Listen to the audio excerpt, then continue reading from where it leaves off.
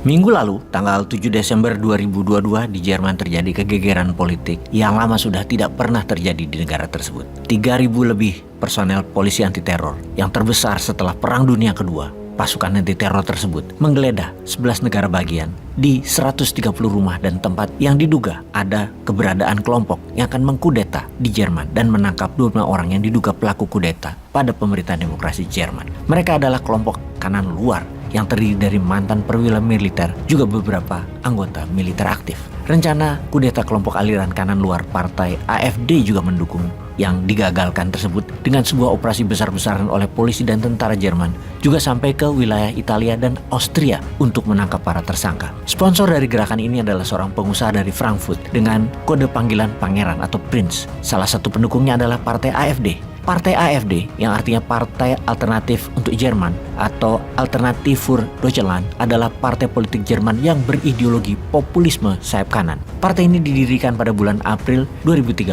Partai yang memenangkan 4,7% suara dalam pemilihan federal tahun 2013, nyaris 5% untuk mendapatkan kursi di Bundestag, Parlemen Jerman. Kalau di Indonesia 4% ambang batas parlemennya. Lalu bagaimana rencana mereka untuk menggulingkan pemerintahan demokrasi Jerman itu? Sejak November 2021, kelompok AfD ini yang dipimpin oleh Prince Heinrich mulai membuat shadow kabinet atau kabinet bayangan yang mana mereka sudah siap mengambil alih seluruh pemerintahan demokrasi Jerman ini. Mereka semua bersenjata serang yang rencananya mereka akan mengepung parlemen Jerman, Bundestag, kemudian menangkap semua parlemen Jerman, lalu merubah bentuk pemerintah Jerman. Kelompok ini menggunakan nama Reichsbürger yang artinya warga kerajaan atau warga dari kerajaan Jerman, German Empire, di mana mereka percaya bahwa negara bentukan setelah Perang Dunia Kedua itu, negara Jerman, adalah negara bentukan sekutu, bentukan Barat terutama Amerika, adalah illegitimate atau tidak sah, bukan aslinya Jerman yang berbentuk kerajaan sejak dulu kala. Kelompok ini sudah sejak lama anti negara demokrasi Jerman.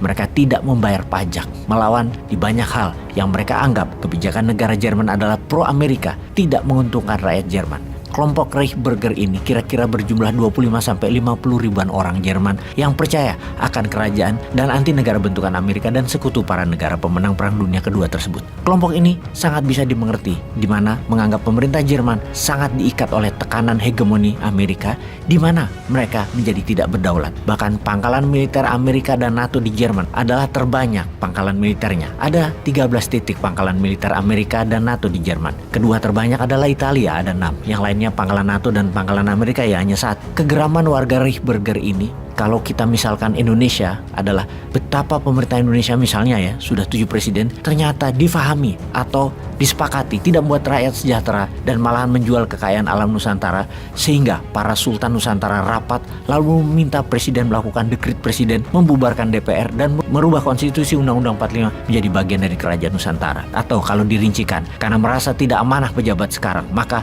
daripada berulang lagi jalannya pemerintahan yang amburadul, yang katanya tahun 2024 ada pilpres, namun yang incumbent ternyata masih tetap mau berkuasa lagi tambah 3 tahunan sampai 2027. Apakah para anggota kerajaan gerah dan akan membuat strategi baru? Apa yang terjadi kalau kelompok Kesultanan Nusantara ingin mengembalikan kekuasaan raja-raja dan membuat negara sistem pemerintahannya seperti Inggris atau Malaysia? Kerajaan merupakan wasit yang adil yang akan membuat pejabat atau pemerintahan jadi ada lembaga yang bisa ngamplengi kalau pemerintahnya tidak amanah. Kembalikan Nusantara ke sistem monarki yang bergantian selama 5 tahun dipergilir oleh 10 kerajaan Nusantara misalnya. Lalu ubah presiden menjadi Perdana Menteri. Hal ini mungkin dilakukan namun tidak sekasar seperti Jerman saat ini. Para raja-raja Nusantara lebih anggun karena punya latar belakang sejarah. Mengapa? Kalau pemerintahan republik tidak amanah, maka diambil alih lagi oleh raja. Misalnya diawali dengan Raja Mataram Jogja selama 5 tahun. Lalu kemudian Raja Siak, di mana kita meniru raja di Malaysia, simbol pemersatu.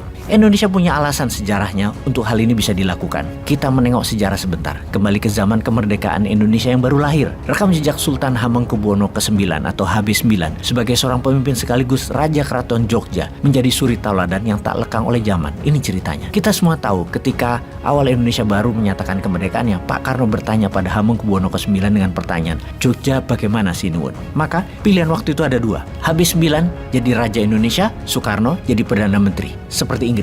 Namun, Hamengkubuwono IX mengatakan Jogja ikut NKRI alias Jogja hanya bagian dari Provinsi Indonesia. Di awal berdirinya negara Indonesia, April 1946, Jogja adalah ibu kota Indonesia. Hingga tahun 1949, Hamengkubuwono kemudian mengusulkan kembalinya ibu kota ke Jakarta. Pak Karno pun berkata, Jakarta dan Indonesia tidak punya uang untuk mengelola jalannya pemerintahan. Maka 6.500.000 gulden Belanda diserahkan Yogyakarta kepada Soekarno di hadapan para menteri kabinet Soekarno waktu itu. Dan ketika peristiwa itu terjadi, semua orang yang hadir menitikkan air mata kagum akan ketulusan Hamengkubuwono ke-9 tersebut. Tidak terkecuali Pak Karno pun menangis deras air matanya. Juga Sultan HB9.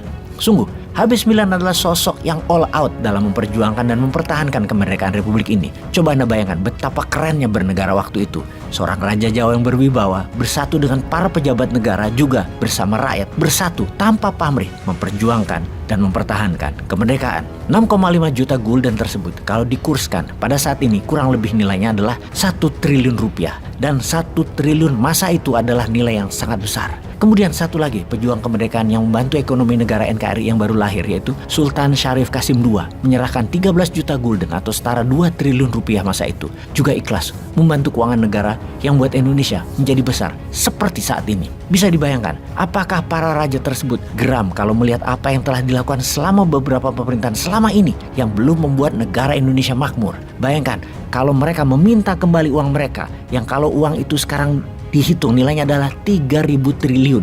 Sekali lagi, ingat Indonesia pernah melakukan centering atau redenominasi potongan nilai mata uang dari Rp1.000 jadi Rp1. Jadi uang yang harus dikembalikan adalah 3.000 triliun rupiah. Berat itu. Jadi apa yang harus dilakukan? Sing sabar ya para pemilik bangsa ini, sing sabar ya para keturunan pejuang, sing sabar ya para pejuang melihat tingkah pola pejabat yang banyak berhutang, sumber daya alam habis, pengelolaan asing dipermudah dan diberi karpet merah, sementara putra bangsa dipersulit dengan tekanan pajak yang besar. Sing sabar, jangan tiru Jerman pakai kudeta konstitusi, biarkan jangan kita yang melakukan, biarkan yang menjabat saja yang melakukan kudeta konstitusi dengan perpanjangan jabatan. Kita nggak usah, kita doakan saja. Pasti ada cara Satrio Piningit naik menjabat dengan cara yang indah. Dan bukan yang ada di etalase ini ya orangnya, yang di belakangnya bohir-bohir mata duitan, pengeruk harta rakyat, bukan. Aminin aja ya, amin, kita menang.